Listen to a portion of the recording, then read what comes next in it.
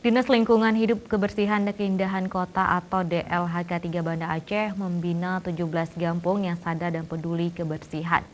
Sekaligus menjadi fasilitator pilot proyek pengelolaan sampah di sejumlah instansi dan juga sekolah-sekolah yang tujuannya untuk terrealisasinya kota gemilang bersih dari sampah.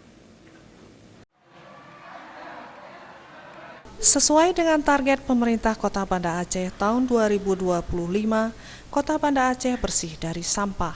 Dan untuk mencapai target tersebut, Dinas Lingkungan Hidup Keindahan dan Kebersihan Kota atau DLHK 3 Banda Aceh bekerja keras untuk menjadikan Kota Gemilang menjadi kota bersih dari sampah.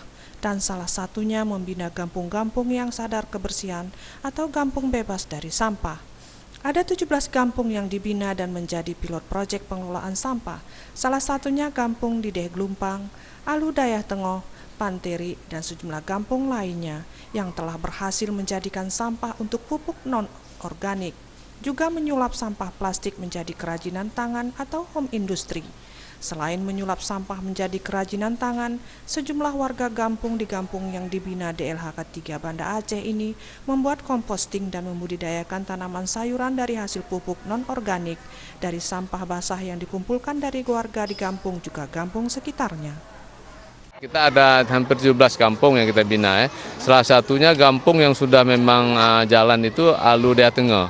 Alu Dayah Tengoh ya. Alu Dayah Tengoh itu masyarakatnya, kelompok masyarakatnya sudah sangat peduli. Mereka membuat WCP, nama kita Waste Collecting Point itu, kemudian composting. Setelah composting mereka jadi buat taman sayur ya. Jadi sayur itu dijual dan sebagainya. Selain yang tadi itu plastik dan barang-barang lain yang dijual diolah menjadi income dari kelompok itu. Kadis LHK 3 Banda Aceh, produksi sampah di Kota Banda Aceh lebih kurang 35 ton per hari.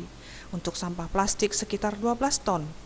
Sampah plastik diolah menjadi biji plastik, kemudian menjadi kerajinan tangan, pot bunga, dan juga bisa jadi kursi tempat duduk.